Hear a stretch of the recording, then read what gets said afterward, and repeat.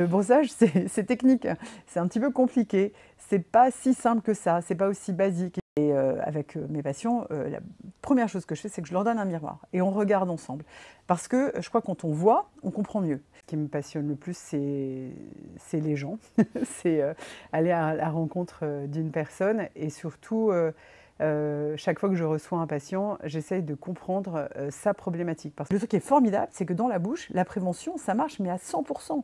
Quand on fait des études sur, par exemple, le développement des caries, même dans des milieux socio-économiquement très défavorisés, qu'on fait un petit peu de prévention dans la bouche, on réduit les caries de plus de 50%. La prévention est totalement inexistante dans les propositions de la sécurité sociale, ce qui est en fait la chose la plus choquante. On est un des seuls pays du monde à ne pas pouvoir proposer à nos patients de programmes d'hygiène.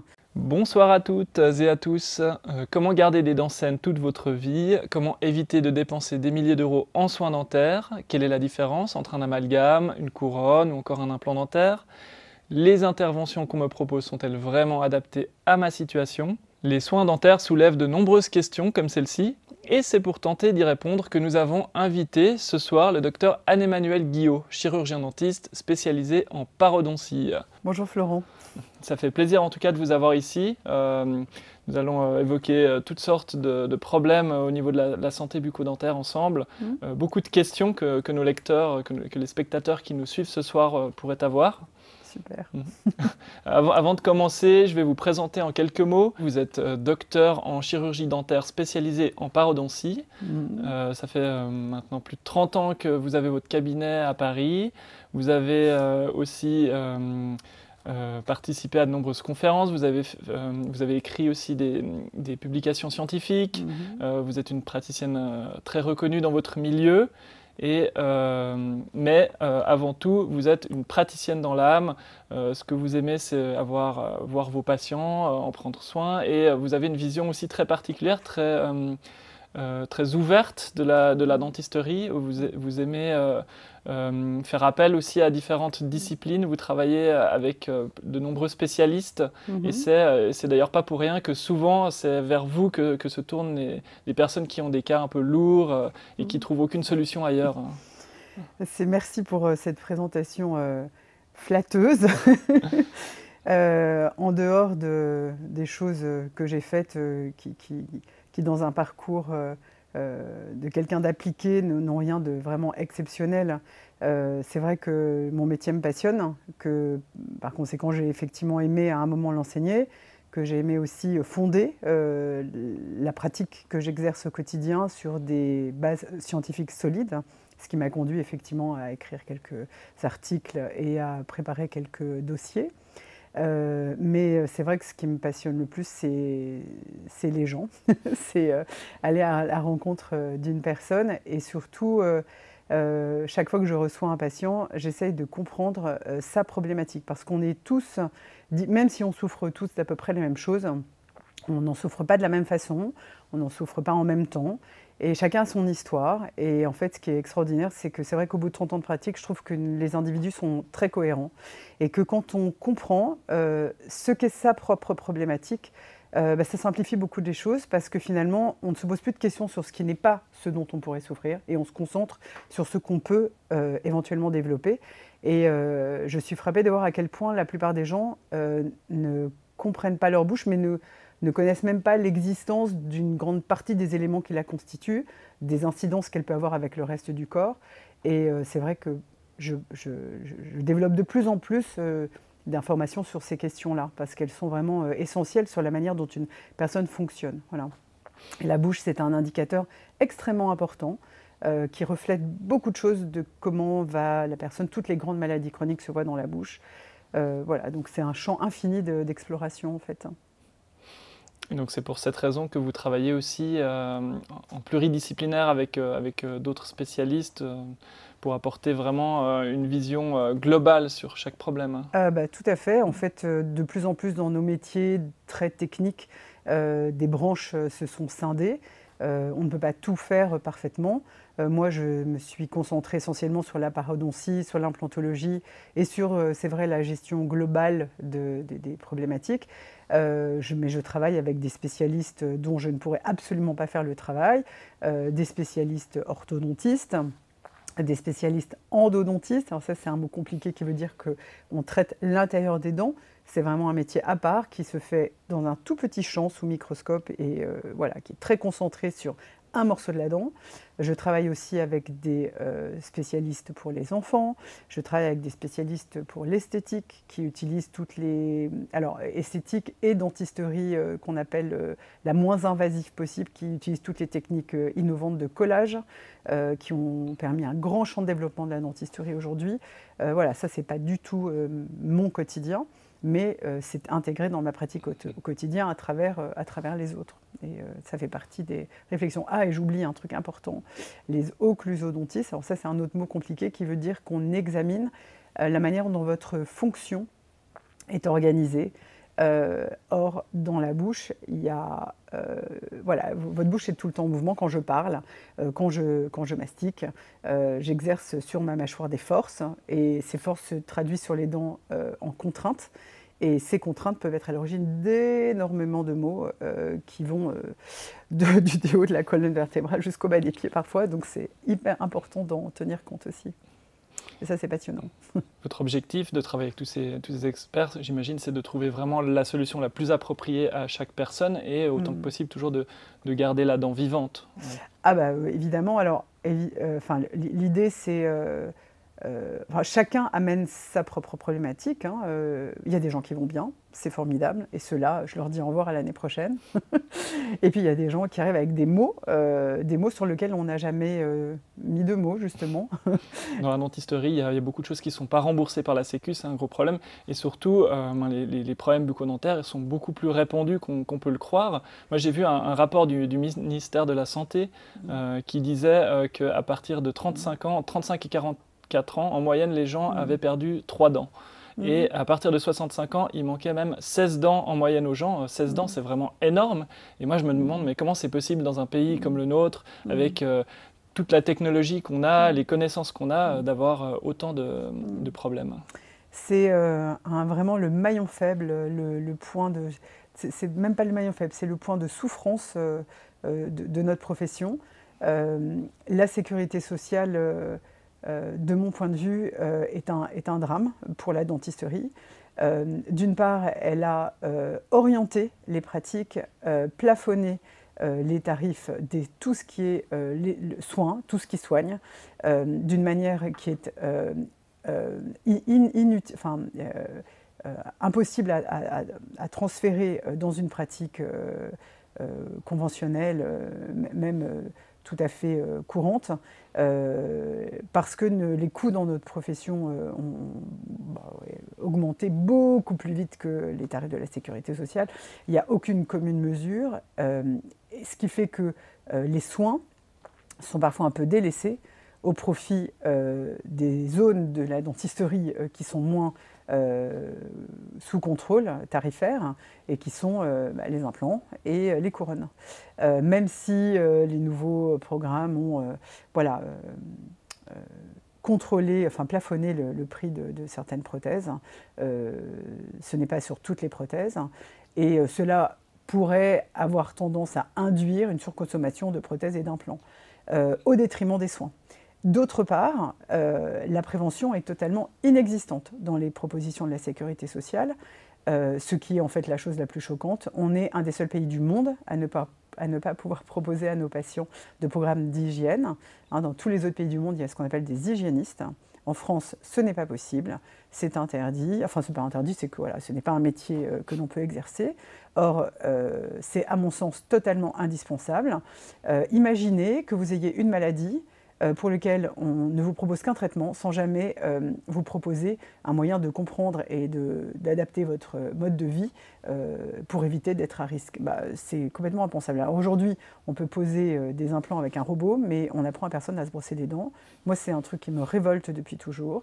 Dans mon cabinet, chaque patient qui arrive à au minimum 20 minutes d'analyse, d'explication, de conseils, on montre, on explique, on fait faire et on accompagne. parce que voilà, c'est le nerf de la guerre. Sans prévention, on court après le train.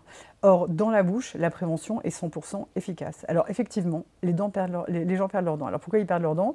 Eh ben, ils perdent leurs dents quand le processus a commencé. À partir du moment où la dent commence à être malade, avec un peu de chance, petite carie, prise à temps, soignée avec beaucoup de précautions, on la préserve longtemps. Il y a des gens qui ont des caries très bien soignées, assez tôt dans la vie. Voilà. Et ceux-là, il y a vraiment des chances que les choses durent. Mais dès qu'on passe le coche, c'est-à-dire que la carie est trop envahissante, on est obligé, hop, ça y est, catastrophe, de dévitaliser la dent.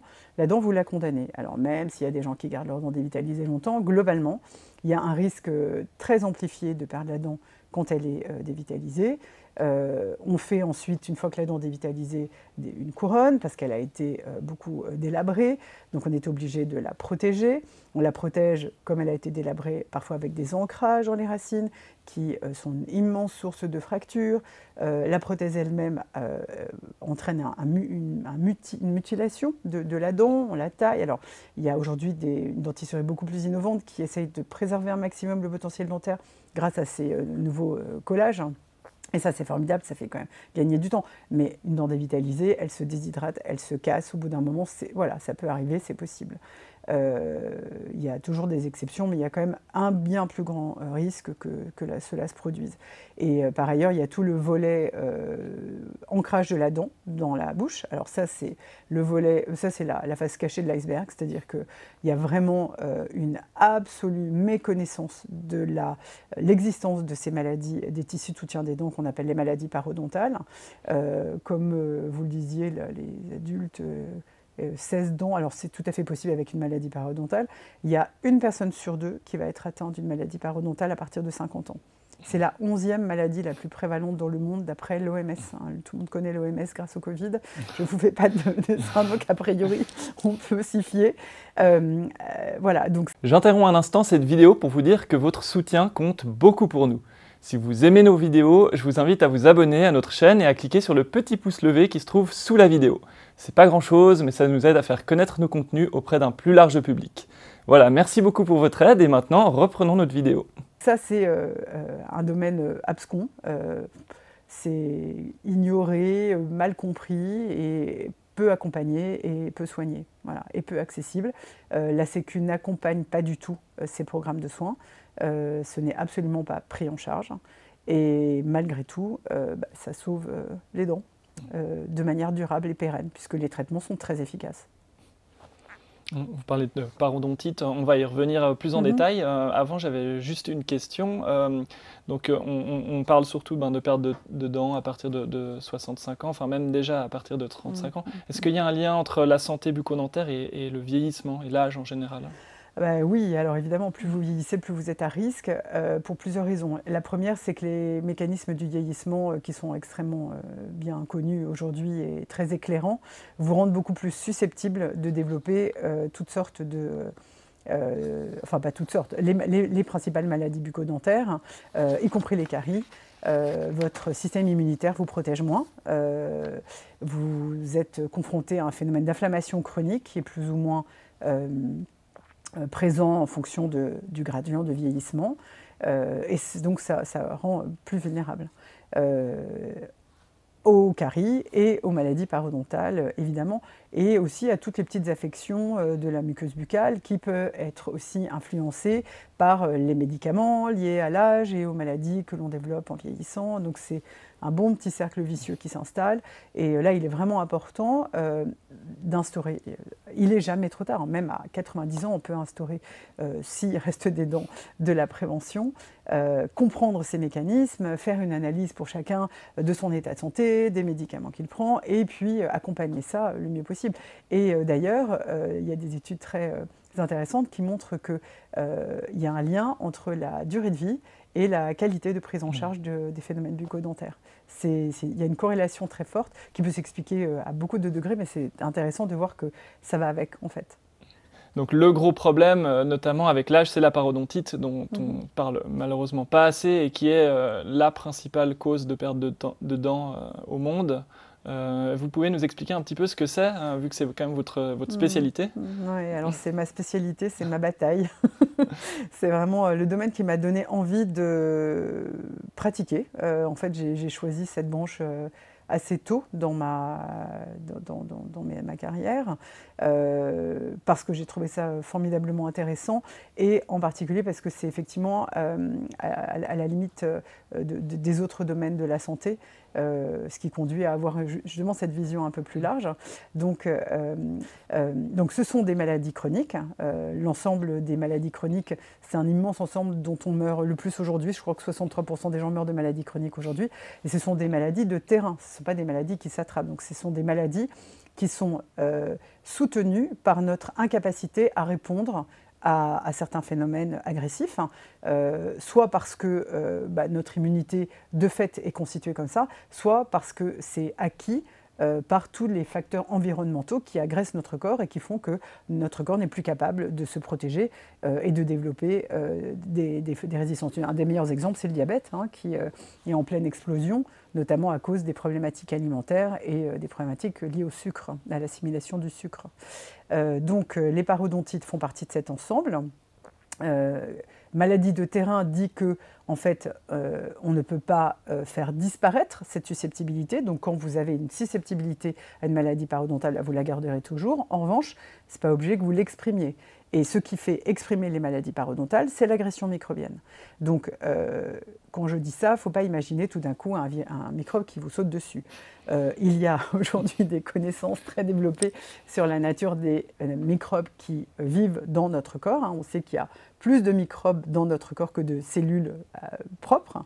Ce microbiote, on appelle le microbiote, ce microbiote agit aussi pour nous. Beaucoup de mécanismes sont assurés par lui et c'est un élément vital et un champ d'exploration actuel et infini. On est en pleine découverte de tout ça et c'est passionnant. Dans la bouche, la particularité du microbiote, c'est qu'il ne se fixe pas sur une surface qui se renouvelle. Tous les tissus se renouvellent. Or, dans la bouche, il y a des dents. Les dents, c'est de l'émail. Les dents, ça ne se renouvelle pas. Et par conséquent, dans la bouche, ce microbiote a la particularité de pouvoir maturer, de pouvoir se développer, d'épaissir.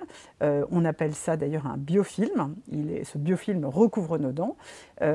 Et en fait, les dents de tout le monde, c'est-à-dire les miennes, les vôtres, c'est un phénomène naturel. Ce qui ne l'est pas, c'est la manière dont il va vieillir. Or, nous ne sommes plus des hommes préhistoriques, nous vivons vieux. Nous ne mangeons plus des racines ni des cailloux. Nous avons aujourd'hui une alimentation extrêmement sucrée, extrêmement molle. On mâche de moins en moins, les mâchoires rétrécissent, la stimulation mécanique est moins grande et on a un mode de vie moderne, souvent avec beaucoup de stress. Tout ça sont des facteurs qui vont permettre au microbiote de se développer, de s'accumuler et de devenir de plus en plus pathogène, destructeur, si on ne le gère pas.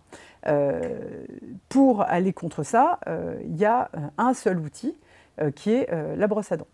La brosse à dents, c'est l'insuline des maladies, c'est comme l'insuline pour un diabétique, c'est votre outil de bataille, c'est celui qui va permettre de gagner tous les combats. Alors, je ne sais pas si on en parle maintenant, mais il y a dans l'idée répandue que tout un tas d'autres adjuvants vont vous permettre d'avoir une bouche saine, en bon état, etc. Ce ne sont que des compléments. Vous pourriez vous brosser les dents avec du savon de Marseille, tant qu'il y a la brosse à dents, vous serez efficace. On peut quasiment avoir une bouche saine, en bon état, quasiment à vie, même qu'avec du savon de Marseille ou rien du tout. L'effet mécanique de la brosse à dents est ce qui prime. Cet effet mécanique va permettre de limiter l'agressivité du film microbien et donc être un facteur extrêmement efficace de prévention, que ce soit pour les maladies parodontales où c'est vraiment la chose sur laquelle on peut agir, et évidemment sur les caries qui en est le corollaire. Et donc justement, quand on ne prend pas soin de nos dents correctement, que ce soit justement avec le brossage ou avec l'alimentation, ce que vous avez évoqué, le risque c'est qu'on développe ce que vous appelez donc les maladies parodontales. Et donc qu'est-ce que c'est concrètement, comment ça se manifeste, comment ça se développe? Je vous raconte les maladies parodontales, parce que ça mérite d'être raconté, parce qu'en fait on en a peu de signes. ça s'installe de manière très discrète. La plupart des gens n'ont pas conscience et ont peu de signes de l'existence de ces maladies. Alors, comment ça marche? D'abord, il y a donc le terrain. Il y a des gens qui sont tout à fait, qui ne sont pas susceptibles à ces maladies, et eux n'auront pas de maladie parodontale. Si vous êtes dans la catégorie de la population qui est susceptible, votre immunité vous prédispose à avoir ça, et que vous êtes confronté à une accumulation de bactéries trop importante, votre corps va commencer par réagir comme toutes les agressions du corps, hein, c'est d'abord une inflammation. L'inflammation, c'est un mécanisme que le corps met en place pour vous protéger. Donc, vous allez avoir la gencive qui va montrer des signes d'inflammation, qui va un peu gonfler, qui va saignoter, qui peut être un peu douloureuse. Et cette inflammation, si vous y réagissez, et que vous faites le nécessaire en supprimant les bactéries, ça va provoquer un phénomène totalement réversible. C'est-à-dire que ça va cicatriser, tout va rentrer dans l'ordre. Ça, c'est la gingivite. Et voilà, et ça, vous m'en mélange, c'est la gingivite. Donc c'est le premier stade des maladies parodontales, c'est la gingivite. La gingivite touche beaucoup de gens. Dans les publicités avant de mon temps, on disait ah, vos gencives qui saignent, prenez tel dentifrice. Alors c'est pas tant le dentifrice, c'est une gingivite, c'est résolu par du brossage, hein, du brossage, du brossage, du brossage. On essaie d'enlever ce qui pose le problème, et puis secondairement, on va chez le dentiste parce que la plupart du temps, enlever les bactéries, ça suffit pas, parce qu'en tout, il y a du tartre. On n'en a pas encore parlé, mais le tartre s'installe au bout de 48 heures de manière irréversible, c'est-à-dire que le tartre, vous ne pouvez plus jamais l'enlever vous-même, et donc là, il faut aller chez un dentiste qui va l'enlever. Bon, donc première étape, agression microbienne, microbes organisés, biofilm plus tartre, il y a de l'inflammation, on supprime tout ça, l'inflammation régresse. Deuxième stade, on n'a pas enlevé, ça continue, ça s'installe, ça agresse, et à un moment, vos tissus vont lâcher. C'est-à-dire qu'en fait, le propre de la maladie parodontale, c'est que votre immunité, au lieu de réussir à se cantonner, à contrôler par une réaction inflammatoire l'agression des microbes, va contribuer à vous détruire. Vous allez avoir, dans l'échelle de mécanismes inflammatoires, dans l'échelle des mécanismes de la protection immunitaire, un petit décalage qui va faire que votre corps va contribuer à détruire du tissu de soutien de vos dents. Donc détruire de l'os, détruire des fibres, détruire ce qui relie la gencive à vos dents. Et en fait, on va perdre un peu d'os, et ça c'est ce qui signe la maladie parodontale, c'est la perte osseuse. Dès qu'il y a perte osseuse, donc perte de matière osseuse autour de la dent, voilà, ça s'appelle une perte d'attache et on a une maladie parodontale. Et cette perte osseuse, vous l'avez perdue, vous ne le retrouverez pas. C'est pas grave, si on soigne et qu'on ne retrouve pas, c'est pas grave. Mais en tout cas, c'est comme ça que ça commence. Et à partir du moment où vous avez cette perte osseuse, le sillon entre la gencive et la dent va devenir de plus en plus profond, va permettre à de plus en plus de bactéries de plus en plus agressives de migrer et de rester dans cette zone, qui est ce qu'on appelle anaérobie, c'est sous la gencive, il n'y a plus d'oxygène, et là les bactéries sont beaucoup plus désagréables. Et là, elles créent beaucoup plus de dégâts. Et ça peut ensuite s'auto-entretenir un peu en profondeur, sans même qu'en surface, vous vous rendez compte, si vous avez un brossage efficace, moi je vois beaucoup de patients qui ont un brossage assez efficace, en surface, ce n'est pas dramatique, ils ne sont pas alarmants. Mais vous prenez un petit outil qui s'appelle une sonde parodontale, qui est l'outil, c'est vraiment l'outil de base du parodontiste, et vous glissez tout doucement le long de la racine, et vous voyez que vous tombez dans un petit espace. Alors en théorie, ça devrait mesurer 2-3 mm, vous tombez dans 3, 4, 5, parfois 10 mm. Voilà, ça c'est une parodontite. Et ça, il faut traiter en urgence. Donc, en plus du problème de la perte de dents, j'ai vu que des études avaient montré qu'à cause des saignements, ces bactéries qui sont dans notre bouche peuvent se répandre ensuite dans le corps et puis favoriser encore d'autres maladies. Alors évidemment, les maladies parodontales sont au cœur de la santé pour cette raison. On décrit la maladie parodontale comme l'équivalent, alors imaginons une parodontite moyenne, d'une plaie suppurante que vous auriez dans la main qui ferait 7 cm². En étalant les surfaces contaminées de vos dents sur à plat, 7 cm². Vous auriez une plaie suppurante de 7 cm² sur la jambe, sur le bras, sur la main, vous iriez direct à l'hôpital. Dans la bouche, ça n'affole personne. Bon, évidemment, la plupart des gens ne le savent pas, mais même les professionnels de santé, je suis frappée de voir à quel point, quand on parfois doit subir une intervention, On recherche, nos confrères nous demandent des recherches de foyers infectieux, mais la maladie parodontale est à elle toute seule un énorme foyer infectieux. Et donc, effectivement, les bactéries qui sont là et qui peuvent être des bactéries effectivement très pathogènes, donc très méchantes, elles se promènent après, hein, elles passent dans la circulation. Donc, on a trouvé aujourd'hui, on essaye vraiment de remettre le traitement des maladies parodontales au cœur de la santé parce qu'il y a effectivement des liens avérés avec beaucoup d'autres domaines de la santé, les maladies cardiovasculaires, certains cancers, on parle même de la maladie d'Alzheimer, ce qui est très frappant, mais c'est réel, il y a des données scientifiques très solides sur ces questions, les maladies pulmonaires, la grossesse est un point phénoménal de risque. D'abord parce que c'est un moment où les problèmes, les maladies des gencives explosent à cause de l'imprégnation hormonale des tissus. Et aussi, on sait que ces bactéries peuvent aller jusqu'à agir sur la taille du bébé. Enfin, puis on n'est pas au bout de nos recherches parce qu'il y a beaucoup de domaines à explorer. Mais évidemment, c'est au cœur de la santé. Voilà, c'est très, très considérable. Et on n'est qu'au début de ces explorations. Donc c'est assez effrayant de voir tout ce que ça peut impliquer pour notre santé. Et donc comme vous l'aviez dit, la base c'est vraiment la prévention, c'est ce qu'on peut faire avant d'en arriver là. Et pour ça, enfin moi je suis toujours surpris quand je vais chez le dentiste, j'ai toujours les mêmes conseils. On me dit il faut vous brosser les dents 2 fois par jour, il faut arrêter de manger des bonbons, du sucre et tout ça. Et en dehors de ça, aucun autre conseil vraiment concret. J'imagine qu'on peut faire d'autres choses quand même. Alors oui, tout à fait. Et je reviens sur ce mot effrayant. L'objectif n'est surtout pas d'effrayer, mais plutôt de comprendre que dans notre fonctionnement, tout est cohérent et que les choses graves sont quand même rares, hein, heureusement. C'est un très faible pourcentage de gens qui va développer des formes sévères. C'est comme dans toutes les maladies, il y a un très petit pourcentage. Mais au-delà de la forme sévère, je dirais que c'est l'hygiène de vie, le confort de vie qui est là impacté. Hein. Les problèmes de santé bucco-dentaire impactent la vie au quotidien. Quand vous avez une inflammation chronique, ça impacte au quotidien. Et du coup, effectivement, on doit donner des conseils aux gens pour qu'ils deviennent acteurs eux-mêmes de cette part de leur santé qu'ils peuvent contrôler. Puisque le truc qui est formidable, c'est que dans la bouche, la prévention, ça marche, mais à 100%. Quand on fait des études sur, par exemple, le développement des caries, même dans des milieux socio-économiquement très défavorisés, qu'on fait un petit peu de prévention dans la bouche, on réduit les caries de plus de 50%. C'est absolument extraordinaire. Pareil, quand on donne des conseils d'hygiène, on réduit, on contrôle. L'essentiel des problèmes parodontaux, ça marche.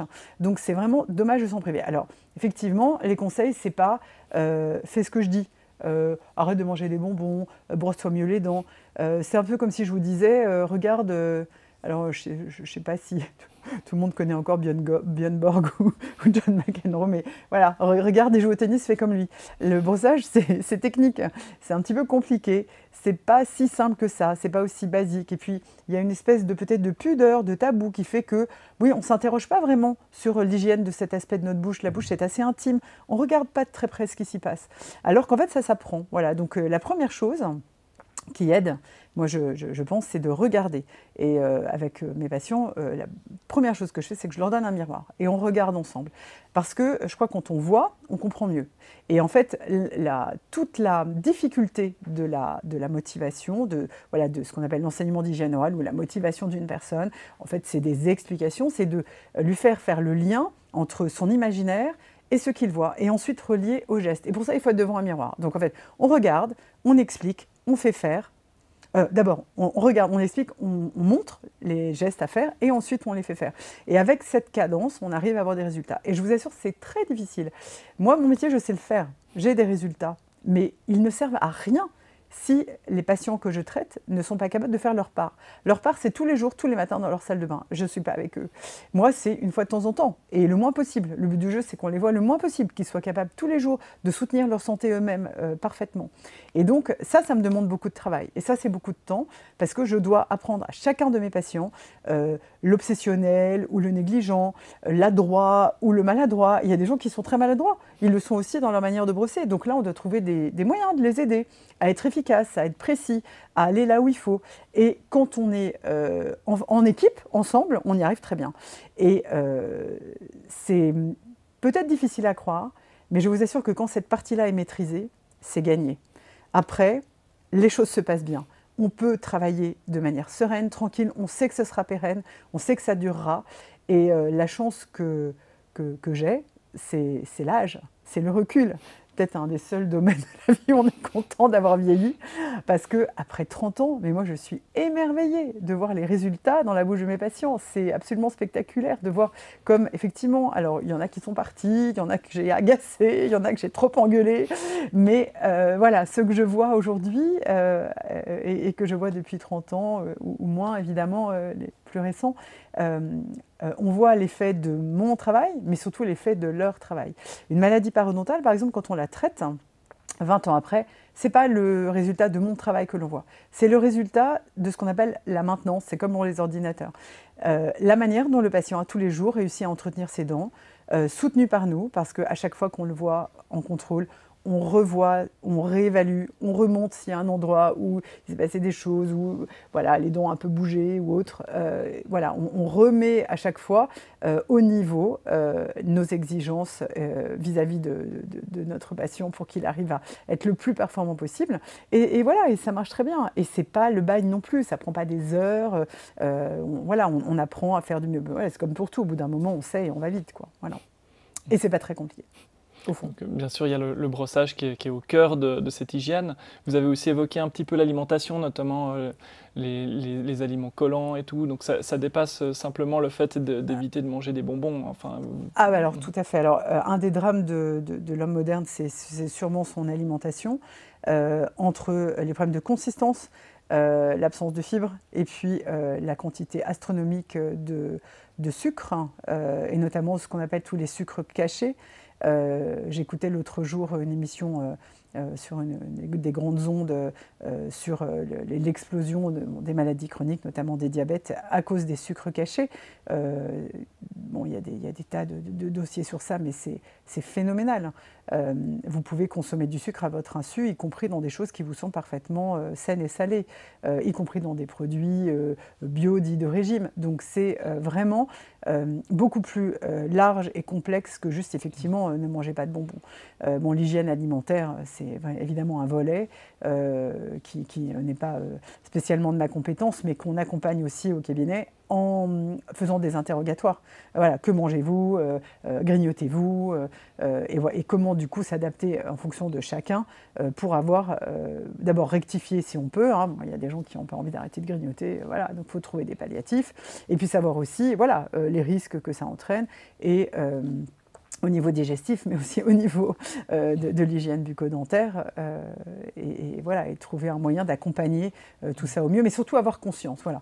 Hein, les dentistes, ils ne demandent pas à soigner toutes vos dents. Peut-être que c'est mieux d'essayer d'apprendre en amont à ne pas avoir à solliciter la profession pour ces sujets, simplement en comprenant qu'on ne peut pas boire n'importe quoi, à n'importe quelles heures et en permanence. Ça a des effets. Ça a des effets. Voilà. Et d'où l'importance d'être bien informé avant, de connaître aussi toutes les solutions qui existent. C'est sûr. C'est sûr, et aussi la surinformation peut être à double tranchant, c'est-à-dire que comme moi, quand je lis un ouvrage de médecine, je me trouve toutes les maladies. Donc c'est pareil dans la bouche. Voilà, le pire conseiller, c'est la peur. Alors, voilà, exemple, ma propre sœur vient à mon cabinet. Bon, les gens qu'on connaît, on les prend toujours entre deux patients. Il ne faut jamais se faire soigner par des gens qu'on connaît, c'est une catastrophe. Donc, je la vois entre deux patients, je lui confirme que tout va bien, je lui fais un petit nettoyage vite fait. Elle repart chez elle et puis elle se dit non, j'ai un truc qui me fait mal là. Elle n'a pas dû voir, elle a pas dû bien s'occuper de moi, c'est sûrement grave. Je vais chez un autre dentiste. Elle va chez un dentiste qui lui dit « Ouh là là là là, vous avez un truc énorme ». Et dans la séance, il lui dévitalise 2 dents, 2 molaires. Là, tout de suite.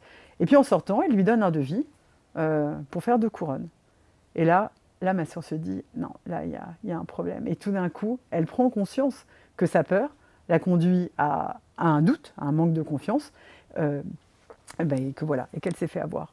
Donc cet exemple qui me touche de près montre à quel point il ne faut pas projeter ses angoisses dans ses dents, dans sa bouche, dans la peur de l'autre, dans le manque de confiance, mais au contraire, il faut essayer de rationaliser les choses, d'avoir un échange de qualité, d'avoir des réponses à ces questions, et puis de décider en fonction des options qui sont proposées, mais un choix éclairé. Merci Anne-Emmanuelle, merci pour tous vos éclairages. C'était un plaisir de vous avoir ce soir. Écoutez, merci Florent de m'avoir accueilli et puis j'espère que ma modeste contribution va permettre à beaucoup de gens d'être plus éclairés et d'avoir plus envie de comprendre ce qui se passe dans leur bouche. Voilà. Merci beaucoup.